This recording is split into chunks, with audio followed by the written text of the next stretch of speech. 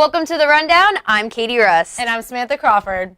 This week at Rider, we have one of our best reporters filling us in on the Spring Awareness Fair. And one of our favorites gives us the latest information on campus events for Black History Month. And we can never forget our entertainment beat and Rider on the Run. Let's get started.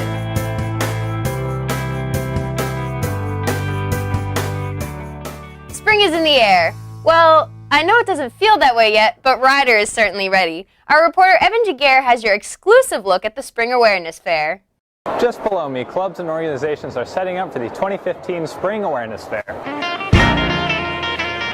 The SGA-sponsored Awareness Fair gathers clubs and organizations to the Student Recreation Center to promote themselves on campus and get students involved. We have around 75 that showed up along with the nonprofit community. Each group eager for new members. So this is AMP, it's advertising, media, promotions, and design. We deal with a lot of internships, we go to a lot of agency visits. We're kind of just getting all the students to jump into the field, whatever field they're in. We try to make everything creative. We have a lot of design competitions.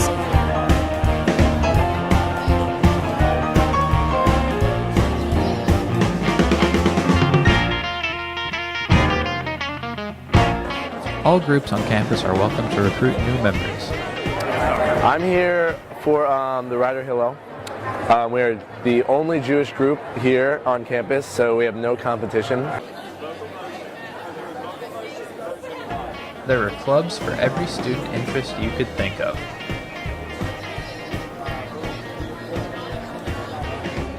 There is no shortage of interested students willing to listen to each presentation and sign right up. Some groups, like Rider Outreach, even had treats just for stopping by.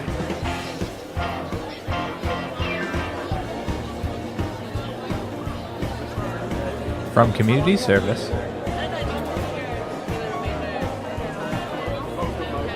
to Greek life,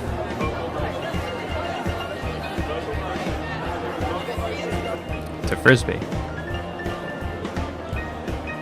everyone came out to show their stuff. For Run 100, I'm Evan Jaguar. It's so awesome that students could go out and learn about all the different clubs and activities offered on campus, especially clubs like AMP. Yeah, resume building is such an important skill that college students need to enter the workforce. Yeah, students, so make sure to check it out next time and see what Rider's offering you next year. I want to bust a move on the dance floor, but I am definitely not as talented as the students you're about to see. Anita Chimenko has the story. Anita?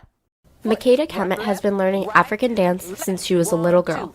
For her, teaching now is about so much more than just having fun.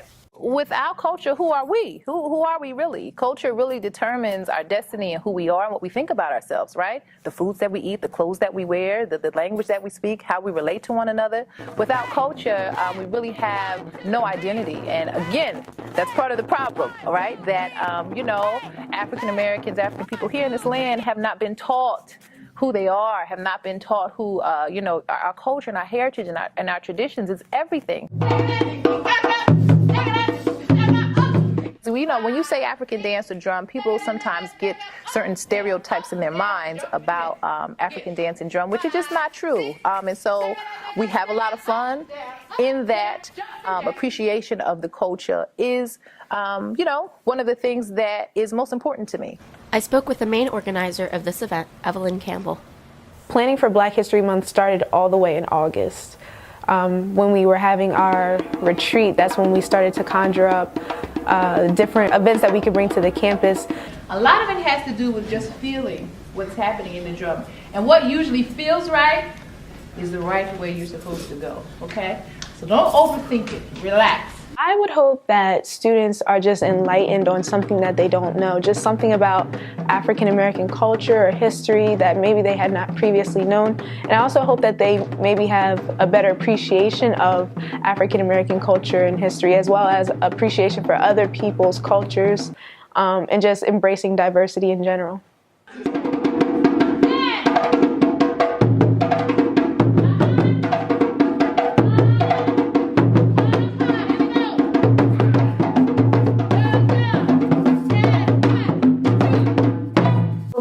information on upcoming events, check out the events calendar on the Rider University homepage. For Run 100, I'm Anita Chimenko. It's really great to see riders celebrating Black History Month in such a fun way. I know, it looked like a lot of fun, and they really know how to shut their stuff way better than I ever could. It's that time of year again where rider students are lining up to save lives. Let's check in with Jen Finelli, who has the scoop on the Rider Blood Drive. Despite the frigid cold and snowy sidewalks here on campus, it's still business as usual for the volunteers running the Student Blood Drive down at the Student Recreation Center. This blood drive hopes to collect enough blood to split between the 3 hospitals the Community Blood Council supplies for: the Robert Wood Johnson University Hospital, University Medical Center of Princeton, and Capital Health Systems. To donate, students simply have to show up at the Student Recreation Center, fill out their medical information, and wait their turn. Those who donate are of course treated to free snacks and a free t-shirt. Despite the prickly process, it appears many students on campus are very happy and very willing to give back to their community. I donated today because I like to help people who need. My family has had a lot of incidents where they've needed blood, so it's kind of nice to give back because I've been giving back too. I think it's a good thing to do. I think it's a worthwhile expenditure of my time. Give every 56 days I'm allowed to, but I give every 3 months.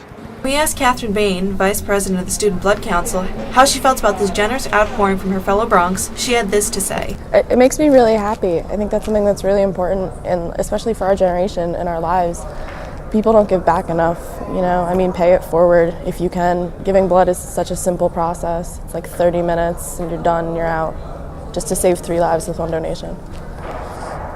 When asked about future events on campus, Bain had this to say on the matter.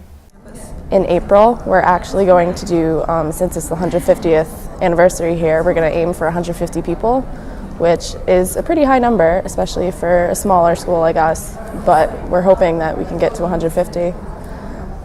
With April fast approaching, we can only wait and see if those 150 Bronx come out to support their Student Blood Council and the community at large. I'm Jen Finelli, and that's been the Rider News. So I definitely don't have the guts to do that. I don't know about you. Oh, no, not at all. I'd faint over a Technoshot, so I give all of you Rider students total props for going out and doing such a great thing for the community. Brave students here. Right now we have a segment where we're going to get all the latest Hollywood gossip with Jana Jefferson. What do you got for us, Jana? We've got a lot today, so let's just jump right into it and get started. Kim Kardashian has created some hair-raising news in another attempt to potentially break the internet after bleaching her hair platinum blonde before her appearance at Paris Fashion Week. The reality TV star debuted the look on her Instagram page, and social media was abuzz, but probably not in the way she would have wanted. Comparisons from Legolas from The Lord of the Rings and Draco Malfoy from Harry Potter spawned several Kim K memes that were actually my entertainment for that day. So, ladies, do you think blonde Kim K or brunette? Definitely not. Yeah, no, she should stick to natural. She's a very attractive woman, but I think this looks a little too artificial for her. And I think sometimes less is more. In this case, I think that's true. I think maybe she was trying to create some sort of statement since it is Paris Fashion Week and she's trying to, attract more high-profile designers and people that may be interested in her modeling career. It's because of her little sisters. They're starting to overshadow her, so I feel like she's trying to shock everyone with this whole break the internet and everything, so. Gotta try to stay relevant, gotta stay on top of her sisters. Yeah, I think so. I mean, between all the difference with Kylie and Kendall, especially Kendall in this case, everyone's constantly looking at her, and I think she's just trying to stay in the leading spotlight of the Kardashian family. Can't always be on top, but we gotta stay relevant, I guess, in ways. Yes. Next story, Karrueche Tran announced her breakup from on-off boyfriend and R&B singer Chris Brown after rumors were released about Chris fathering a baby girl with a former model named Nia. The baby is 9 months old, and the mother has named it Royalty. Tran responded on Twitter, "Listen, one can only take so much. The best of luck to Chris and his family. No baby drama for me," the day after the news broke. So, do you think Karrueche was right in leaving Chris in this situation? I would think so, because I don't know if I've been in the dark, but I didn't know he ever actually fathered a child. It was news to everybody. Yeah, it's a big wake-up call. I mean, that kind of leads you to think, what else did you not know about? I don't think that man should father any child. I was thinking the same thing. I know he's a strong personality, and I think it's going to be a lot for him, but maybe he'll step up to the plate and be able to prove that he can be a good father. Hopefully. He needs some redemption after the whole situation with Rihanna and everything. So let's see. Cross our fingers. And our last story, Robin Thicke and Pharrell Williams are both court-ordered to pay the children of Marvin Gaye $7.4 million after it was determined that they copied the late singer's song, Got to Give It Up, to create the controversial hit, Blurred Lines. They looked at the chords and the notes for both songs and determined that it is exactly the same song. This verdict could possibly ruin the reputation of Williams, who has been a hit producer and performer since the early 1990s. So what do you think this says about musicians borrowing or sampling music today? Well, I mean, I love Marvin Gaye, and I love Pharrell and Robin Thicke, and I know how easy it is in the music world to sometimes find the same chord progressions or the same riffs in songs. But when something is this close, the same exact song with just a slight pitch change, then I think it's copying and something should be done about it. And I'm really hoping that this doesn't tarnish Pharrell's image, because you know that he's a very prolific producer. He's been around for years, so hopefully this isn't too damaging to his reputation. Yeah, I hope so too, because I mean, we all agree he's very talented, he's become very successful, and there's really a blurry line between what's copyright infringement and what's not. So I hope people aren't too strict on poor little Pharrell and maybe think about how difficult it really is to come up with new compositions every single time. I completely agree. That's all we have for Entertainment Beat.